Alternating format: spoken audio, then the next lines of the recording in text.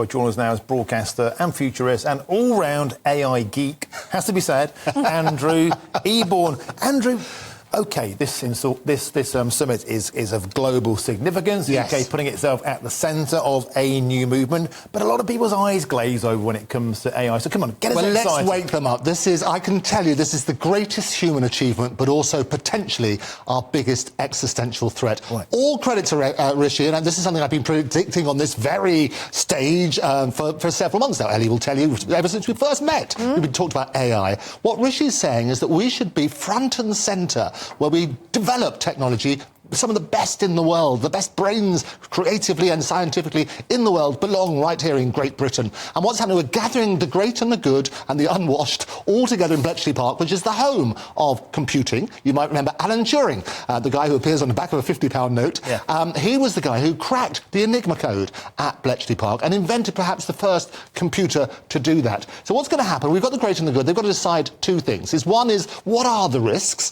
And secondly, what steps should be taken to deal with those? And Elon Musk, he's just come out, I've got a little press release here, he said, I don't know what necessarily the fair rules are, but you've got to start with insight before you do oversight. And I'm a Musketeer. I'm always supporting good old Elon Musk because he brings out the best in people. He's a real character. And it was wonderful to see him today when they did the opening speeches. And in those opening speeches, we had Michelle Donelan, who was talking about how great it is to come to the UK. We had a little scanning over to see Elon Musk in the audience behaving himself, which is good. And we also had King Charles, who made his own comments about it, saying, look, he puts it on a par with the discovery of electricity or the splitting of the atom, he said, and also to realise, basically, there are untold benefits, but we must make sure that we harness the risks.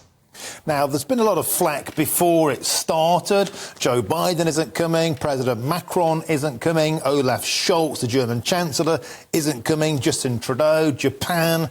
But we do have Kamala Harris turning up, and she's been a champion of AI in America. In fact, she's saying, hang on a minute, Britain, you're not taking a lead on this. America is the centre of AI. Can we expect a little bit of jousting on that topic? You definitely can. I'll tell you what, the PAIN, the pain, is basically Biden. On the 30th of October, he issued an executive order on the safe, secure and trustworthy artificial intelligence. And he says, to ensure that America leads the way in seizing the promise and managing the risk. The fact is, AI knows no borders. And Rishi has wisely said, I want everybody to collaborate, because that's what we need to do. Invited China and various others to the table. And this, I can promise you, will probably be Rishi, if he gets it right, this will be his greatest legacy, that people talk about. Rishi was the guy who brought AI to the UK. Well, that is something he would certainly like, wouldn't he? We know he loves California. We know he loves his tech. This is something he feels very, very passionate about. But he has always spoken about wanting to be the first, but also wanting to protect it from it getting into the wrong hands. Yeah. And that is why you touch on China there. That is why it is so controversial to some that China have been invited. Well, I think you can't have a discussion unless it's a worldwide thing. It's no good saying, talk about climate, don't talk to China, and talk about India and so on and so forth. You've got all of these things. Everybody is involved. China's worried about it as well, is the reality. They understand the huge benefits. And every day we see seismic changes, both in terms of medicine, new diseases are being cured as a result of it. Creatively, you're having some of the most creative outputs out there. But at the same time, you need to balance it with rules and regulations. Yep. But also there are those who say, Liz Truss being one of them, that it's a bit like inviting the fox into the chicken pen. I mean, we're always being told that we're banning TikTok, even from parliamentary mobile phone devices, because the Chinese are spying on us. They're even spying on us through the cameras and the microphones in electric vehicles. They're spying on us via 5G mass.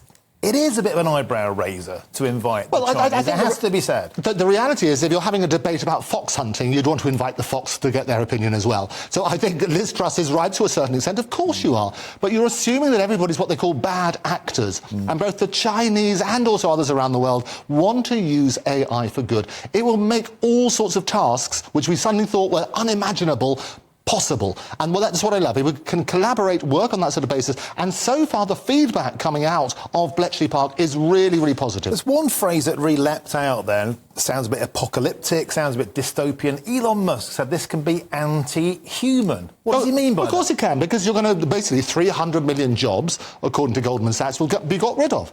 Because what's going to happen is a lot of those things are going to be automated. The best way to look at AI, however, artificial intelligence, is as a co-pilot. If you turn around and say, look, we've got these things that are going to make our life a lot easier, in the same way as we talked about calculators last time I was here very, very recently, and I'm glad we got the memo, by the way. It's got to be good.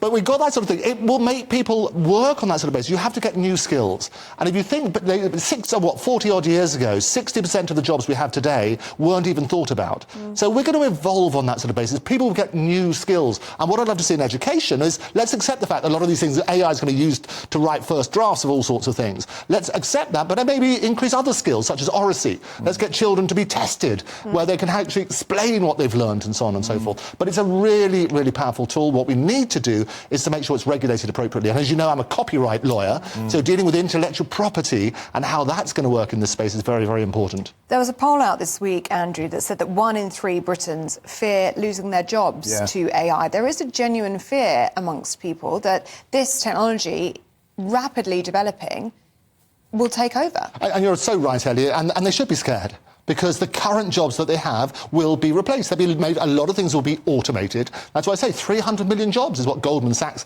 estimate will be lost to it. But people are going to evolve. The best way of basically doing the stuff is to prepare for it, understand what it does. And what we do on a regular basis here on this very channel is talk about AI and how you can embrace that. Get up to speed with what you can do with it, because that's going to be the new opportunities for the future.